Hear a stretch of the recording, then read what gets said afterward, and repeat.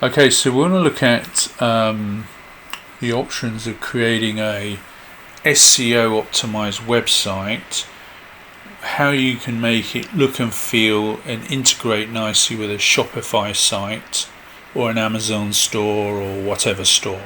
And that's the beauty of this, really. We're creating SEO optimized real estate that you own and control, and basically it's a traffic source. So you want people who search for the things that you have and you show up for, and then you can direct them to any store you wish, and you can make the look and feel seamless, completely seamless. So in this example, I'm going to show you a site that a friend of mine built.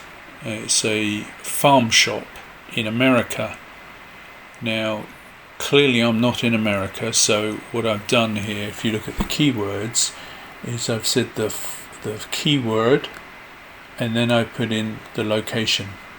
Now, if I'm in that location, I wouldn't need to put in the location. I would just put the keyword in and I would get the same result. So if we take this as a keyword, but this is actually the website out of interest, and what I'm going to do, I'm going to go back to the Google search. So I'm going to put in farm and Bailey's Harbour. Well, actually what I'm doing, I'll start a new tab and I'll start afresh. So here's the Google search, and I put in farm and grocery store. Okay, Bailey's Harbour, because I'm on the other side of the world, you'd never find it, but if I was locally I would get the same result. So here we've got it.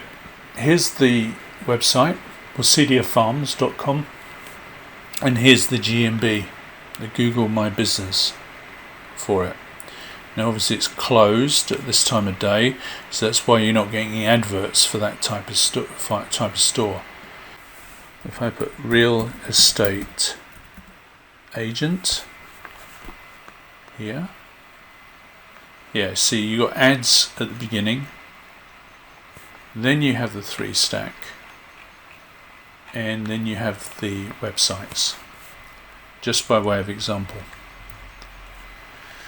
So let's look for the next keyword, which is farm store. Okay, so if I'm going to go in here and go farm store, and what I have here is we're number 2. Okay, so you're on the map and you're number 2, and down here we're number 1 on the Google organic search. Okay, then if we go to another example, farm shop, we put that in, we've got farm shop, and here we are, we're number 3 on the GMB, so we're on the map, the 3 stack, the all important 3 stack, and we're still number 1 in the website. Now, the psychology of this is quite interesting, because the adverts will show up ahead of this, but they are least trusted. People know that when it's got AD in front of it, it's an advert. This is the most pragmatic, because if you're on a cell phone, you're going to click on this, and then you're going to click on this, and the next thing you've dialed the store. That's generally how this works. And then here, being organic 1 is a very trusted position. Any of the organic, page 1 really is where you need to be. Any of these positions on page 1.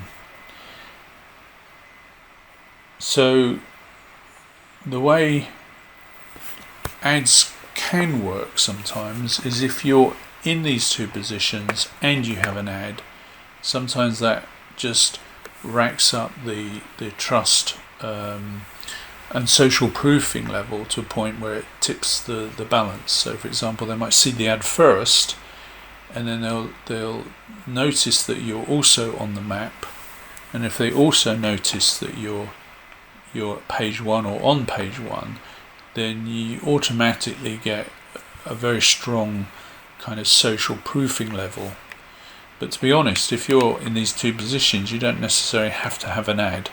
You'll still get good results from it. So if we go here, as long as the keywords are the right keywords.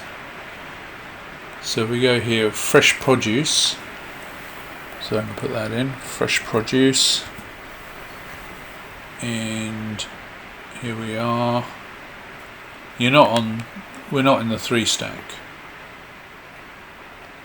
But we're number 2 organic. So we're still showing up. Then we've got grocery store.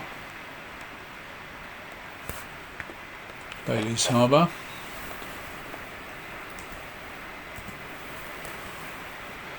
So we're number 1. And we're on the map.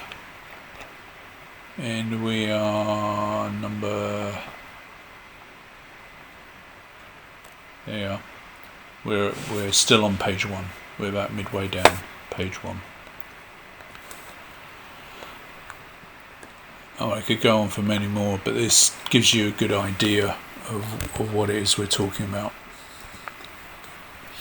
So now we've gone from country market, Bailey's Harbour. We're number 1 in the organic websites. And we've got our GMB, Google My Business. So if we go to the website itself now, this is what the website looks like. So in this case, we've chosen a nice video to promote the business. But this look and feel could be whatever images, websites you, whatever images or videos that you want, whatever size and shape. And you've got your branding across the top here.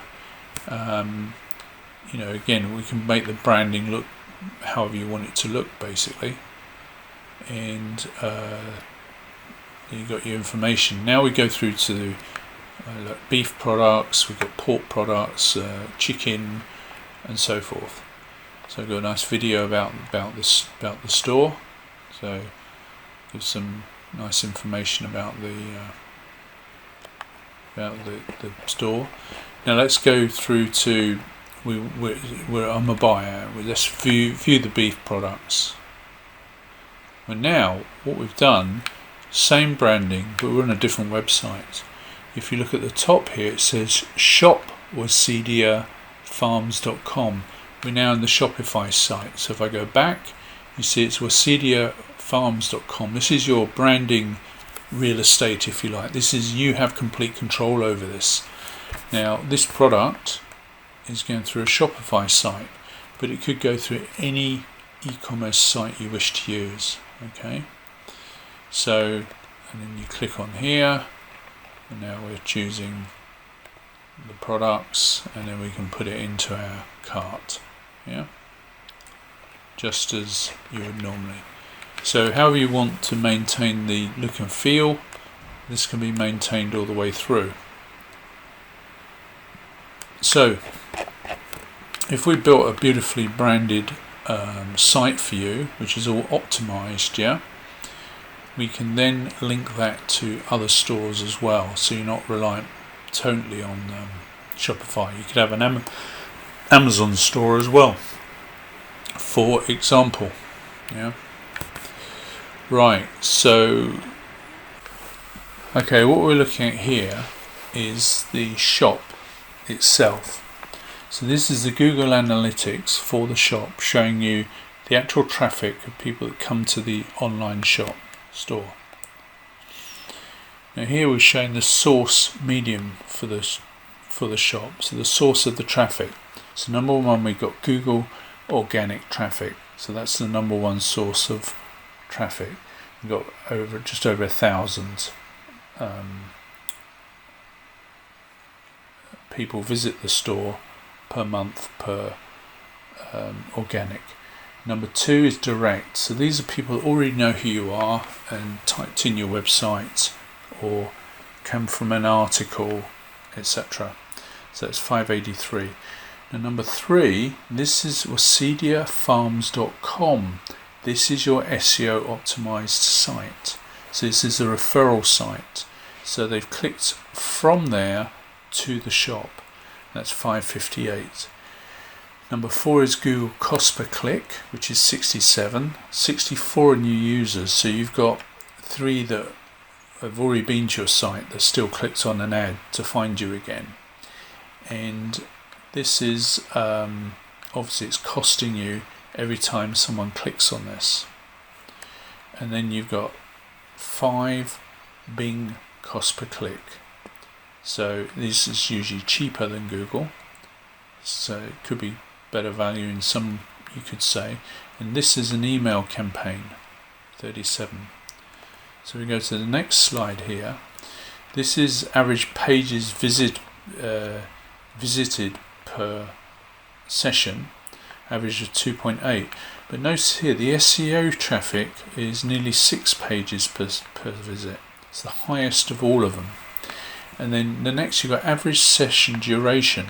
So the average duration is 1 minute and 40 seconds near as it. And you see the highest time again is from the SEO clicks. So the highest quality traffic is coming from SEO, from these 2 indications alone. E-commerce conversion rate. So the average conversion rate is just under 1%. From the Google organic traffic direct to the store is 0.08%. You've then got your direct link traffic is 0.28. But if you look at the SEO traffic, it's 3.5%, so it's the highest conversion rate.